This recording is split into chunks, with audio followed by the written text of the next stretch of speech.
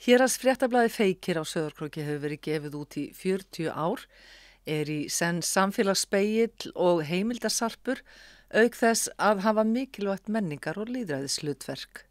Stofnfélagar Feykis voru 26 á sínum tíma, þar af ein kona. Feykir var prentaður hjá Dagsprent á Akureyri fyrstu 6 árin, en árið 1987 kom prentvél á krókinn sem réð við þetta verkefni. Guðni Friðriksson prentari hefur prentað hvert einasta tölublað síðan. Og ég að prenta þetta ennþá. Að vísu hefur tæknin breyst alveg ofboðslega því að fyrstu setningar tölvurnar voru mjög ófullkomnar miðað við það sem í dag og keyrði allt letur út á svona strimlum sem var límt niður á svona leiðararkir sem var svo myndað og sett á filman sett á plötu. Núna þetta bara allt gert í tölvunni, sem sagt setningin, myndvinnslan og annað og síðan það sett í vél sem að keyrir plötuna út og þær koma tilbúna til mín, ekkert vesinn. Svo fer þetta í prentvélina og þetta bara eins og svart og hvítt. Þetta Heidelberg, það Olsen sko. Það ekkert annað. Það gerast ekkert betri. Og öll þessi tæki sem við erum með hérna eru fyrsta flokks. Það tölvurnar, plötugerðarvélin, prentvélin, hnífurinn og svo fengum við nýja röðunarvél núna í byrjun þessa árs. Þannig að þetta bara getur ekkert verið betra.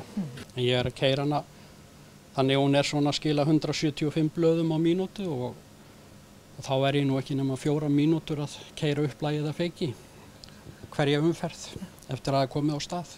Feykir í dag gefin út í 900 eintökum og áskrifendur 750, flestir á Norrlandi vestra en einnig allt land. En hvernig gengur reksturinn? Það ekki auðvelt, en jú, þetta svona kemur hægt og rólega og tilbaka. Náttúrulega COVID búið að hafa rosalega mikil áhrif á auglýsingasölu og þannig að við sjáum alveg leið og sóttvarnaaðgerðir eru hertar, þá bara svona eins og komið svona einhver kreppa í þetta og það verður bara erfiðar að ná á auglýsendum en það alltaf hægt að finna eitthvað til að fjalla það náttúrulega allt annað sko. Það náttúrulega bara að vera svolítið töff við hérna þá sem eru með fyrirtæki hérna á svæðinu, sem að þarf að vera svolítið mikið eftir að kalla eftir því, hvort það sé ekki eitthvað sem hægt að auglýsa og hérna láta vita af sér, svona þú veist eins og fyrirtæki annar staðar heldur en hér, maður alltaf einhvern veginn að tékka hvort það sé ekki einhver grundvöllur fyrir því að auglýsa á þessu svæði, því að það nú ekki mörg blöð sem eru gefin út sko hér, þannig að einhvern veginn þarf fólk að ná eða fyrirtæki að ná á fólki. Óttast þú eitthvað að prentið bara detti niður og þetta verði ekki gefið út eftir einhver ár? Þegar maður hugsa svona fram á við þá einhvern veginn maður rosalega hræddur það en vonandi ekki því það allt annað að lesa blaðið heldur en að skoða það í tölvu. Auk Feykis gefur nýprent út auglýsingablaðið Sjónhornið, fríblað sem dreiftir allt Norðvesturland. Og þetta svona blaða sem að fólk getur komið að svona einhverjum viðburðum, auglýsa einhverja viðburði og það oft verið að auglýsa eftir starfsfólki og svona opnunum á einhverju og svona viðburðum bara svona yfir höfuð, þannig að ég myndi segja það, þetta svona blaða sem að fólk bíður eftir því að fá innum hérna lúuna svo að viti nú hvað að gerast hérna. En það ekki hægt að gefa út blöð án grafískra hönnuð og einn slíkur hefur starfað lengi hjá Nýprent. Aðalstarfið að setja upp Feyki og svo ég líka að skrifa í Feyki, sérstaklega á íþróttir og svona með fasta þætti og stundum smá viðtöl. En annars þetta fyrst og fremst uppsetning og svo ljósmyndun. Hvað ertu búin að vera lengi á blaðinu? Ég búin að vera að vinna við Feyki síðan 2005. Eða næstunlega fyrir 2003 þegar Árni Gunn tók við blaðinu. Og svo fer ég hérna á Nýprent 2005 og búin að vera að setja upp nánast hvert blað síðan. Já. Já, þú manst eftir blaðinu sem þú settir ekki upp, sem sagt. Það liggur við, sko. Það var svo mikið mistökum í því. Ég veit það. Þannig að þú má segja að hafi snert hvern einasta feiki bara frá 2003. Já, það er bara nokkuð til í því, sko. Ég er ekki búin að vera jafnduglegur á prentari, múin að prenta náttúrulega síðan 87, sko. Það er alltaf gaman að koma og vinna við feiki. Það er bara tilhlökkun í hvers skipti að fá nýtt efni og geta farið að föndra við að setja upp. Hvað hefur þú mikil áhrif á, já, segjum bara ritstjórnina? Hefur grafískur hönnuður áhrif þar? Já, þetta er náttúrulega bara samstarf og það er bara gaman að koma með hugmyndir og sjá hvort að ritstjórin fílar þær. Hvers virði er héraðsfréttamiðill fyrir samfélagið hérna? Ég held að hann sé alveg gríðarlega mikils virði og það er bara nauðsynlegt að fá einhvern stuðning til þess að reka héraðsfréttamiðil áfram. 10 hafa ritstýrt feiki og núverandi ritstjóri sem vann fyrst sem blaðamaður gegnur nú ritstjórastarfinu í annað sinn. Sko, lesendahópurinn er svolítið breiður, en maður þarf að vera með svolítið fjölbreytt efni og ég gerum alveg grein fyrir því að sumir lesa aldrei einhver þátt í blaðinu meðan aðrir lesa allt og svona hannig, sko. Þannig að maður þarf að hafa, sko, íþróttir, fréttir náttúrulega, pólitíkinni og öðru, hesta og það þarf að vera einhver fróðleikur og svo einhver skemmtun. Þetta þarf að vera allavega fróðlegt og skemmtilegt. Telurðu að héraðsfréttamiðli sér hreinlega gert kleift að vera mjög gagnrýnin? Sko, ég held að það sé mjög erfitt.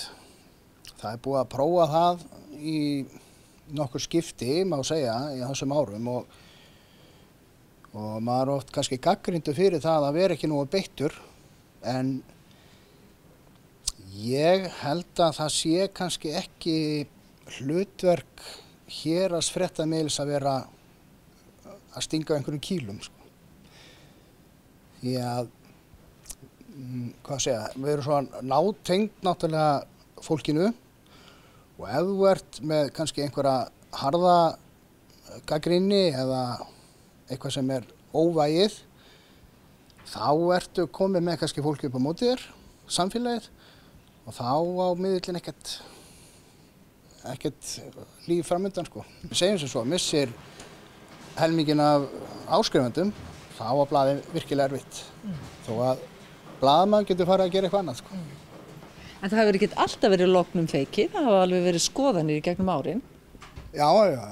Og það er, sko, maður má alveg vera með smá gagnrýni og allt það, en hún þarf að vera mjög málefnaleg og sanngjörn. Maður má ekki vera ósanngjarn í umfjöllun. Þetta það sé aðalmálið, sko. Feikir hefur gegnt mikilvægu hlutverk í mannlífi svæðisins og hefur Héraðsskjalasafn Skagfirðinga tekið saman yfirlit sýningu sem ætlað er að draga fram mikilvægi svona miðils og hvaða heimildagildi hann hefur. Við höfum nú aðalega hingað til verið að ræða við fyrrverandi ritstjóra og starfsmenn og þeir eru allir sammála því að hafa þetta bak við eyrað í sínu starfi, að blaðið hafi heimildagildi. Og við verðum náttúrulega líka verið að hérna í safninu að fólk sem er að grúska það fer meðal annars í feikir og hann er svona búin að vera andlit svæðisins í þessi 40 ár. Og þá okkur finnst það ekki langur tími, þá eru samt heilu kynslóðina sem að muna ekki eftir Skagafirði 1981 til dæmis. Þannig að þetta hefur heilmikið gildi og segir bara svo mikið tíðarandan. Myndirna geta haft mikið heimildagildi líka, bæði landslag eins og við nú aldrei séum núna. Og mannvirki breytast bara mjög mikið á ekki lengri tíma. Okkar framlagið það að við ætlum að setja upp spjaldasýningu hérna í Safnahúsinu. Nú má auðvitað búast við að Sæluvíkan verði eitthvað með breyttu sniði en það eru nú samt að koma gestir hérna svona í smáum skömmtum og þar verður svona rifjað upp dálítið það sem að þessi starfsmenn telja eftirminnilegast á sínum ferli. Og birtar myndir af því, við ætlum að leggja svolítið áherslu á myndirnar og það kemur líka til að því að fyrir nokkru voru afhendar myndir síðan að Þórhallur Ásmundsson var ritstjóri sem var nú alveg 16 og 17 ár og við erum að ljúka skráningu þeirra, við erum að fara að birta þessa myndir, þannig að við ætlum svolítið að vekja athygli á því. Síðan erum við að gera þessa hlaðvarpsþætti, það enda sennilega einhverjum 6 þáttum sem eru viðtöl við fyrrverandi ritstjóra. Og svo erum við svona að vekja bara athygli á hinn og þessu, einhverjum skemmtilegum fréttum og öðru sem að rekur á fjörum okkar og kannski beina þá fólki í leiðinni á tímarit.is að því að nú er einhver 5 ár síðan að blaðið kom þangað. Það var gert í tilefni af 35 ára afmælinu á sínum tíma. Þannig við erum svona eiginlega bara að vekja athygli á sem flestum hliðum Feykis og mikilvægi hans. En hver ætli sé merkilegasta fréttin sem skrifuð hefur verið í Feyki? Af þeim viðtölum sem ég er þegar búin að taka þá stendur svolítið upp úr ísbjarnakomundnar á sín tíma og forsetaheimsókn sem að Palli rifjaði upp með eftirminnilegum hætti. Og síðan er það líka bara svolítið einstaka viðmælendur sem að fólk hefur verið að rifja upp, sem er þá að rifja upp ennþá eldri tíma. Í mínu tilfelli þá var það slíkt viðtal sem að stóð svolítið upp úr. Það er svolítið erfitt að vera með skúbb og stórfréttir í svona vikublaði, sko. En það er af ótrúlega mörg að taka og það er líka bara rosalega gaman að sjá upp úr hvernig samfélagi Feyki spratt og hvernig til dæmis Krókurinn var fyrir 40 árum. Það var mikið að vera hérna, það var nýbúið að stofna hérna framhaldsskóla, það var verið að reisa steinullaverksmiðju og það var mikil umræð Blönduvirkjun ef við færum okkur yfir í Húnavatnssýslurnar.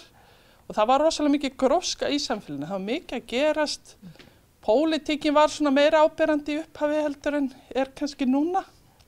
Þannig að þetta var mjög spennandi tími.